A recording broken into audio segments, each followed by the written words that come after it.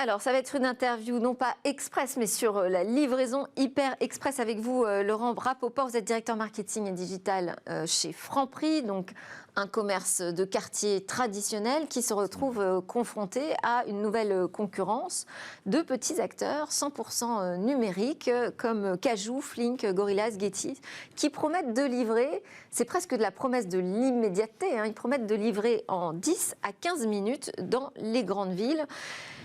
Alors, parlez-nous déjà de ces nouveaux acteurs. Comment vous les percevez? Est-ce que ce sont de réels concurrents pour vous?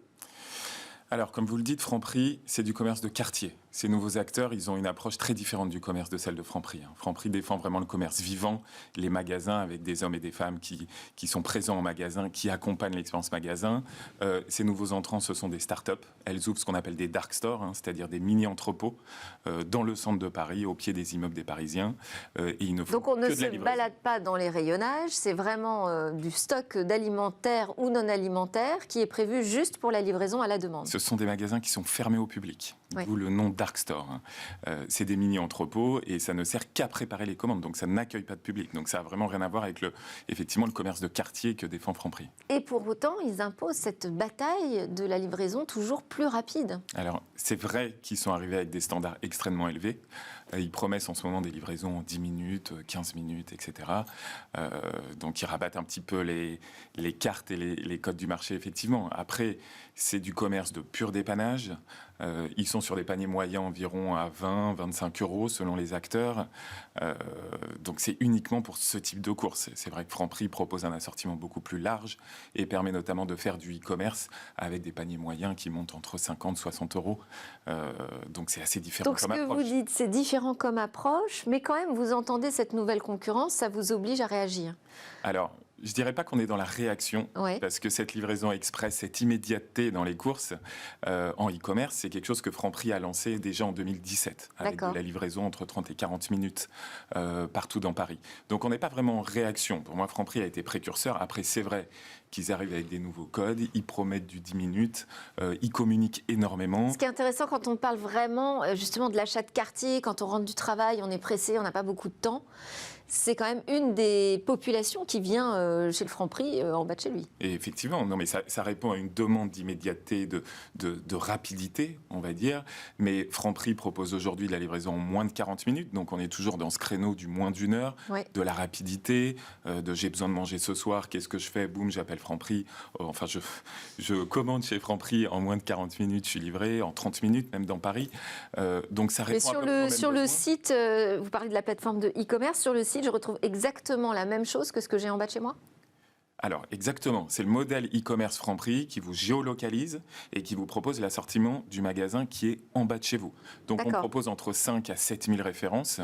On propose y compris des références de non alimentaires, Emma, Decathlon, qui sont des partenariats que Franprix a noués. On vous propose aussi du poulet grillé, on vous propose du pain chaud, on vous propose tout un assortiment de snacking qui est très différenciant par rapport à ce que proposent les startups qui sont principalement sur l'apéritif, sur un nombre de références très restreintes. Vous faites partie de ce monde de la grande distribution. Est-ce que ce nouveau quick commerce, comme on l'appelle, il est pris en compte vraiment par l'ensemble des acteurs, de vos confrères? Écoutez, moi, je ne regarde pas forcément tous les acteurs. Ce que je constate, c'est qu'il y a eu un rapprochement entre Carrefour et Cajoo.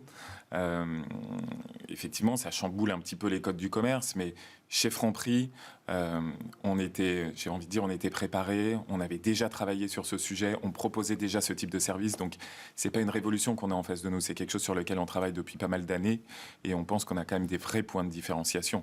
On parlait de la taille de l'assortiment, on parle des créneaux de livraison aussi, parce que ces nouveaux entrants ne sont que dans le 10 minutes, alors que Franprix, vous pouvez commander le matin et vous faire livrer à 18h15, par exemple, on propose ces créneaux de livraison, et Franprix a un maillage territorial avec 900 magasins en France, dont 90% en Île-de-France, qui nous permet de nous appuyer sur ces magasins pour développer du e-commerce un peu partout. C'est pas juste une question de volonté stratégique, parce que tout le monde pourrait afficher les mêmes velléités. Ça veut dire, ça représente vraiment un changement important sur la logistique, sur l'organisation de l'achalandage en magasin?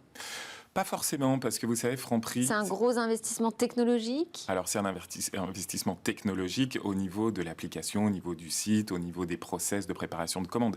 Mais ça ne révolutionne pas non plus toute l'organisation magasin dès lors qu'on prépare des commandes en magasin avec du personnel du magasin.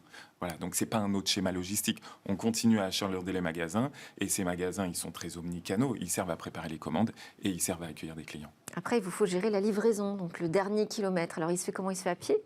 Alors, il se fait soit en vélo, soit à pied, selon la distance de livraison, et on le fait soit avec des prestataires qui nous accompagnent dans la livraison, soit directement par le magasin, qui peut choisir via le personnel du magasin ou un livreur interne de livrer le client directement.